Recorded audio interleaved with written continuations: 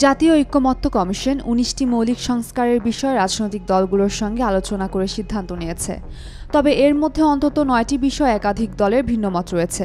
সবচেয়ে বিতর্কিত বিষয়গুলোর মধ্যে রয়েছে ৩ বাহিনীর প্রধানসহ গুরুত্বপূর্ণ পদে নিয়োগ, সংসদের উচ্চকক্ষ গঠন এবং রাষ্ট্রপতির ক্ষমতা।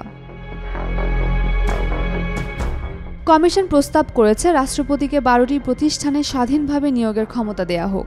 তবে ৩ বাহিনীর প্রধানসহ ৫টি বিষয়ে ঐক্যমত্য হয়নি।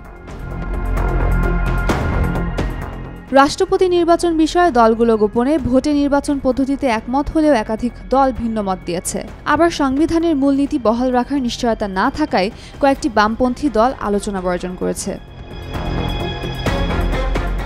উচ্চকক্ষ গঠনের জন্য প্রস্তাবিত প্রপোর্শনাল রিপ্রেজেন্টেশন পদ্ধতিতেও বিএনপি সহ অনেক দল একমত নয়। নির্বাচন কমিশন ও দুর্নীতি দমন কমিশন সহ ৪টি প্রতিষ্ঠানে নিয়োগ পদ্ধতি নিয়ে ভিন্ন মত থাকলেও সিএজি ও নাইপাল পদে বাছাই কমিটি গঠনের সিদ্ধান্তও নেওয়া হয়েছে। এসব পদে নিয়োগ দেবেন রাষ্ট্রপতি। আলোচনার শেষে সিদ্ধান্ত হয়েছে জাতীয় সনদ চূড়ান্ত করা হবে, পরে বাস্তবায়ন প্রক্রিয়া নিয়ে আলোচনা হবে। অনেক দল এই সনদকে আইনি ভিত্তি দেওয়ার দাবি জানিয়েছে। তবে কমিশন এখনও বাস্তবায়নের নির্দিষ্ট পদ্ধতি ঠিক করেনি, যা ভবিষ্যতে রাজনৈতিক উত্তেজনার কারণ হতে পারে।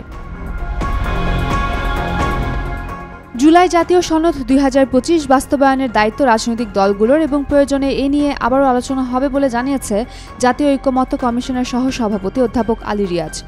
তবে এই সনদের আইনি ভিত্তি ও বাস্তবায়ন নিয়ে সংশয় প্রকাশ করেছে জামায়াতে ইসলামী ও জাতীয় নাগরিক পার্টি এনসিপি।